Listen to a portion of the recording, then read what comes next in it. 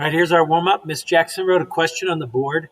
Then she collected students' responses to the question and recorded them in a tally chart.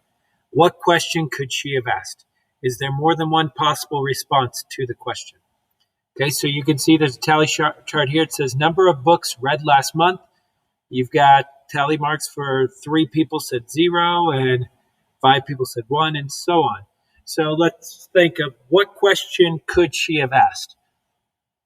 So I don't want you to overthink this, but she could have easily just asked, what are the number of books you read last month? And then her class, put how many they did. Is there more than one possible response to this question? For students?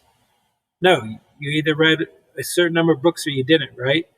I guess you could maybe be like, hey, I read 1.5, but if that's not one of your options, you read 1 book. So really the gist of this, we're going to get into this unit because this is the beginning of Unit 8, which is data, is we can look at data and it can tell us a story. It can give us information. It can guide us a certain direction. And in this case, it can just tell us a little bit about these people. We don't know what grade level or anything, but we know that of this group, very few of them read 0 books and very few of them read 5 books and so on. The majority of the people at least read 2 books. So it tells a story, it paints some information, and that's what we're going to look at. We're going to dive into this unit of data. We're going to look at data not just as this chart here, but we're going to look at it in different forms and see if we can pull out information if data is presented to us in multiple forms.